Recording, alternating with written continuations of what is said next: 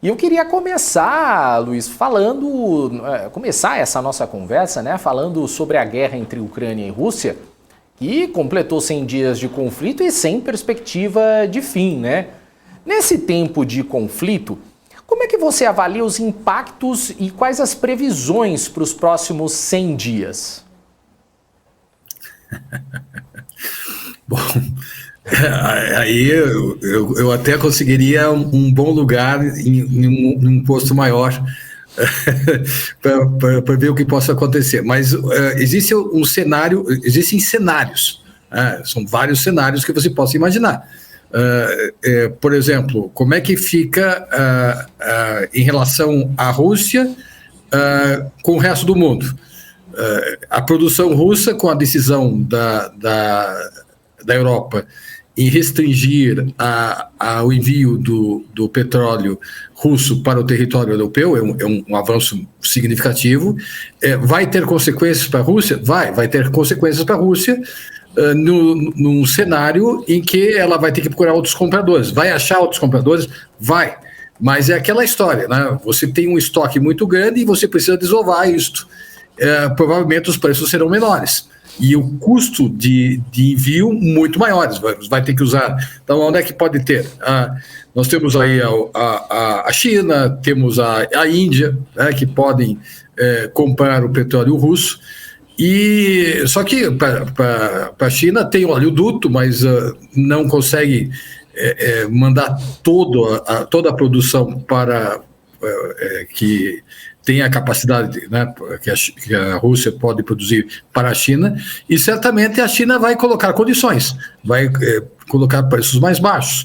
A Índia, a mesma coisa. Então, o lucro russo deve diminuir. Quanto que é a reserva que os russos têm vamos pensar em ouro? Eles têm a maior reserva de ouro do mundo, tá bom.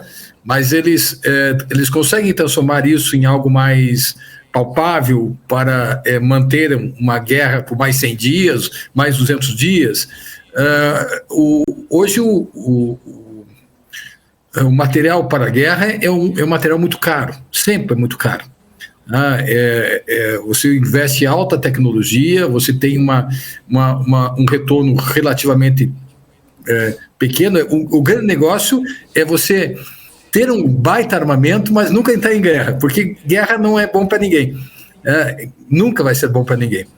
A mesma forma, eu posso dizer, do outro lado da Ucrânia. A Ucrânia, e eu tive a aventura de receber o embaixador ucraniano, convidei-o para dar uma palestra na nossa instituição, e realmente a Ucrânia tem a condição, normalmente, ela tem a condição de alimentar 600 milhões de pessoas. A produção agrícola da Ucrânia é uma coisa impressionante, e realmente ela junto com a Rússia, elas exportam. O que é o maior comprador? É a FAO. Mas a FAO vai redistribuir isso para a África, para o Egito, principalmente, mas não só para o Egito, para a Síria, para Bangladesh, para o Sri Lanka. Então, esse excedente ele é muito utilizado no mundo. Tá certo. O que acontece com essa guerra? Qual que é a implicação direta? Bom, fome, né? Nós vamos ter fome no mundo. Isso vai ser um aspecto muito ruim, negativo realmente, além da própria destruição da infraestrutura. Qual que é a preocupação na guerra que a gente pode vislumbrar?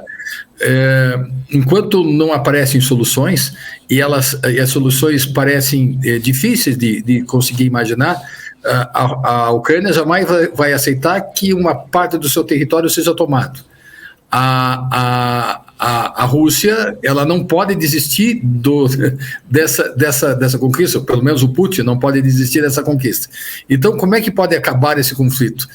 Ou com a deposição do Putin, é uma hipótese, a médio prazo, ou com a efetiva conquista da Ucrânia, porque não há hipóteses em que nós possamos trabalhar com com um acordo de cessar-fogo, deixa como está. Não, isso é impossível. A Ucrânia não vai aceitar ser retalhada, já perdeu 1/5 do seu território, não vai aceitar uma condição dessa. A Rússia, por sua vez, não pode desistir, porque a motivação, embora parece aquele 1984, né? Nós sempre lutamos contra tal coisa, embora não fosse verdade, mas a questão dos russos é exatamente essa. Aquele discurso inicial não se verificou, vamos tirar os nazistas que existiam na Ucrânia, não é verdadeiro, e os resultados que nós temos visto com a força militar russa tão superior à Ucrânia, no concreto não está acontecendo. Por quê? Porque não tem sentido, é uma guerra sem sentido. É como pensar a aventura dos Estados Unidos no Vietnã. A superioridade militar americana era imensa, mas não havia justificativa. E esse é o problema, né? Essa é a discussão. O que os russos estão fazendo lá? Não tem sentido. Então, qual é o quadro? Essa é a grande questão.